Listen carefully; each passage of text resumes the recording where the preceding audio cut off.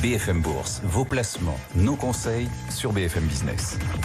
Et on va parler à présent d'intelligence artificielle, l'impact de l'IA sur les nouvelles tendances en matière de cybersécurité.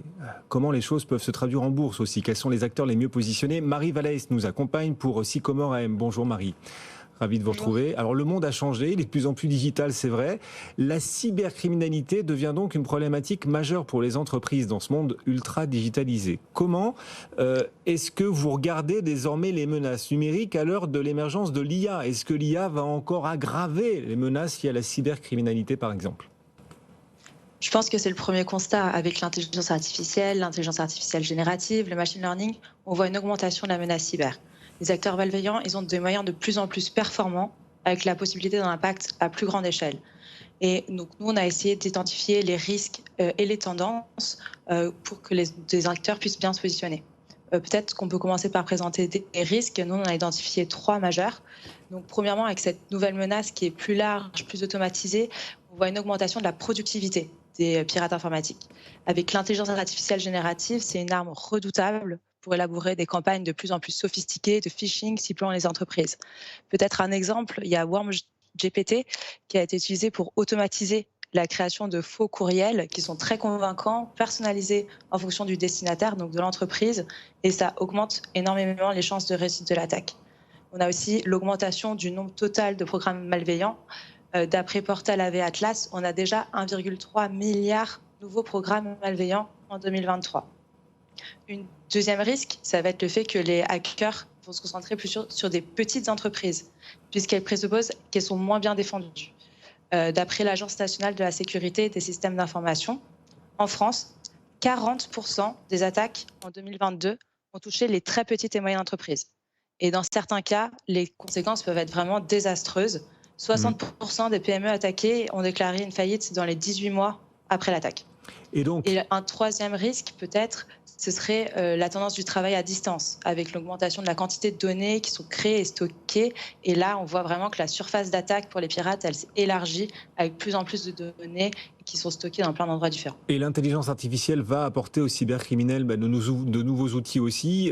Vous le disiez, et vous avez fait dessiner un état des lieux assez inquiétant pour la suite. Mais on peut aussi se dire, Marie, que l'intelligence artificielle, certes, va nourrir les cybercriminels, mais va aussi apporter de nouveaux outils de riposte pour les entreprises. Oui, on voit que le paysage évolue, mais les acteurs de pointe sont aussi obligés d'évoluer, et notamment en intégrant ces nouvelles technologies.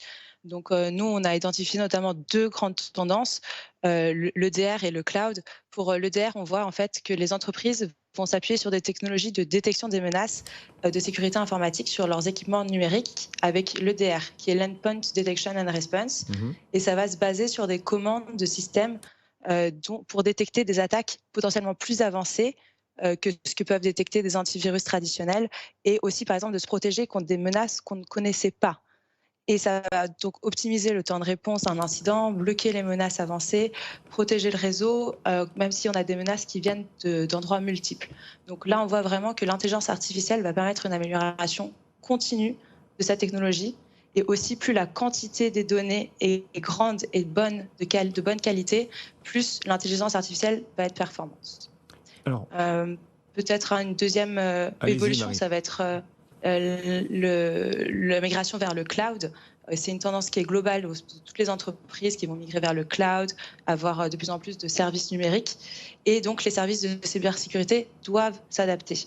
D'après McKinsey, si seulement 10% des produits de cybersécurité étaient fournis dans le cloud en 2016, en 2020, c'est 60%. Donc, quand même, une part qui a été multipliée par 6 en 4 ans seulement. Et du coup, ce marché qui va croître, et vous venez de citer un chiffre très très spectaculaire, effectivement, sur le poids, l'enjeu croissant autour du cloud, même pour la cybersécurité.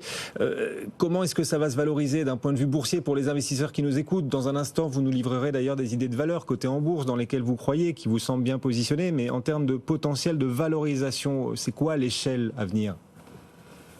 Comme on voit qu'il y a des coûts qui sont de plus en plus élevés, pour Statista, le coût de la cybercriminalité, ça pourra passer de 8 milliards de dollars en 2022 à 23 milliards de dollars en 2027. Donc c'est pour ça que le marché adressable total de la cybersécurité, il est considérable et en forte croissance. D'après Palo Alto Networks, donc c'est un des acteurs qu'on pourra développer un peu plus tard. Il prévoit que le marché total adressable, c'est 210 milliards de dollars d'ici 2028, et aussi avec une forte croissance. Polaris Market Research pense que le marché mondial de la cybersécurité devrait croître à un taux de croissance annuel moyen d'environ 10% entre 2022 et 2030. Du coup, quels acteurs cotés en bourse est-ce que vous choisissez de suivre pour adresser cette thématique ?